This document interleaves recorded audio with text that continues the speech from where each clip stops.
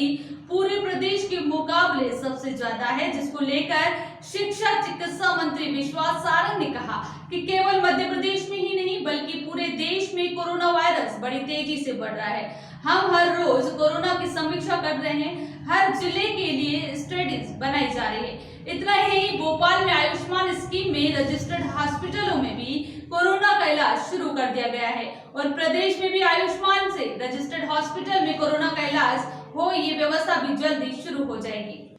वही पूर्व मुख्यमंत्री कमलनाथ के 35 दिन बाद खुद के अध्यक्ष और उपाध्यक्ष बनने के बयान पर सारंग ने कहा कि अभी तो कांग्रेस पहले अपने विधायकों को समेट ले। हर हफ्ते कांग्रेस से लोग बीजेपी में आ रहे हैं, हम उन्हें मना कर रहे हैं कि ऐसा कुछ मत करो जिससे कमलनाथ जी को कोरोना का संकट में तनाव हो जाए। जो स्थिति अभी उसने कांग्रेस की हालत यहाँ ना हो जाए, कही कि विधायक उपाध्यक्ष और उपाध्यक्ष के वोटिंग के लिए कांग्रेस के पास पर्याप्त विधायक ही ना बचे। आयुष्मान से जुड़े अस्पतालों में भी होगा कोरोना का इलाज। प्रदेश में कोरोना का संक्रमण राफेल की गति से आगे बढ़ रहा है। फिलहाल प्रदेश में एक्टिव मरीजों की संख्या 18,952 हो गई है। ऐसे में प्रदेश के कोविड अस्पतालों में बिस्तरों की कमी होने लगी। इस कमी को पूरा करने के लिए सरकार ने इंतजाम शुरू कर दिए हैं।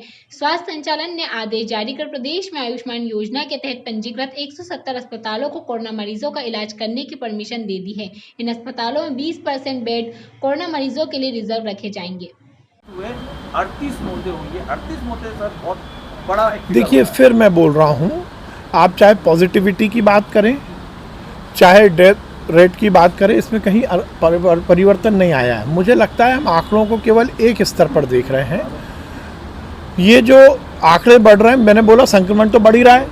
अनलॉक हो गया, अब कहीं कोई रोकथाम नहीं है, सभी जगह सब मार्केट खुले हुए हैं, सभी एक्टिविटी परमिट कर दी गई है क्योंकि वो ज़रूरी था। यदि हमें अर्थव्यवस्था को ठीक करना है तो हमें अब लॉकडाउन से दूर जाना पड़ेगा, अनलॉक करना पड़ेगा। परंतु उसके साथ साथ हमारी टेस्टिंग भी बढ़ रही है।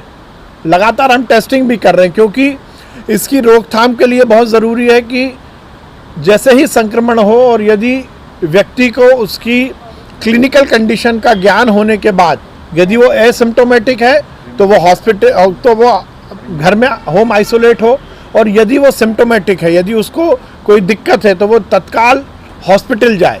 इसलिए ज़रूरी है कि हम टेस्टिंग ज़्यादा कराएं। जब टेस्टिंग ज़्यादा होगी तो ज़्यादा संख्या भी आएगी। सर, कांग्रेस जो है वो मध्य प्रदेश की दुनिया में संक्रमण बहुत तेज़ी से बढ़ रहा है। हिंदुस्तान के बाकी राज्यों में भी बढ़ रहा है, कोई मध्य प्रदेश में ही बढ़ रहा है ऐसी स्थिति नहीं है। पर यह बात सही है क्योंकि जब अनलॉक 4 शुरू हुआ है तो इसके बाद की स्थिति लगातार बढ़ती जा रही है। पर पूरे दुनिया में यह है, देखिए न्यूजीलैंड में तो कोरोना पूरी तरह से समाप्त हो गया था, वहाँ पे नए केसेस आने लगे। पर हमारी सरकार हर स्थिति से निपटने को तैयार है। हम रोज़ समीक्षा कर रहे हैं, माननीय मुख्यमंत्री जी रोज़ निर्देश दे रहे हैं। हर जिले में जिले वाइज हमने स्ट्रेटेजी बनाई है। कल मैं लगभग 3 घंटे बैठा, भोपाल की हमने नीचे तक की स्ट्रेटेजी बनाई। भोपाल में भी हमने संपूर्ण भोपाल के जो आयुष्मान रजिस्टर्ड हॉस्पिटल है वहाँ पर भी कोरोना का इलाज शुरू हो जाए, इसकी व्यवस्था कर दी है। पूरे प्रदेश में जो आयुष्मान से रजिस्टर्ड हॉस्पिटल है वहाँ हमने हर जगह कोरोना का इलाज शुरू हो सके इसकी व्यवस्था की है। और उस इलाज का जो प्रोटोकॉल ICMR और एम्स के डॉक्टरों द्वारा जो तैयार किया गया है, उस प्रोटोकॉल को का पालन करते हुए प्राइवेट हॉस्पिटल में भी आयुष्मान जहां रजिस्ट्रेशन है वहां पर सभी जगह इलाज होगा। मध्य प्रदेश में कहीं भी बिस्तर की कमी नहीं है, ICU वार्ड की कमी नहीं है, वेंटिलेटर की कमी नहीं है, ऑक्सीजन की कमी नहीं है। और हमने हर स्थान पर सुव्यवस्थित व्यवस्था हो सके इसकी निश्चिंतता की है। पर यह बात सही है कि ये संक्रमण की बीमारी है और हम सबको इस बात का संयम और अनुशासन जरूर रखना चाहिए कि सोशल डिस्टेंसिंग और मास्क का हम उपयोग करें और जो भी सरकार की गाइडलाइन है, एडवाइजरी है, उसका पालन करें।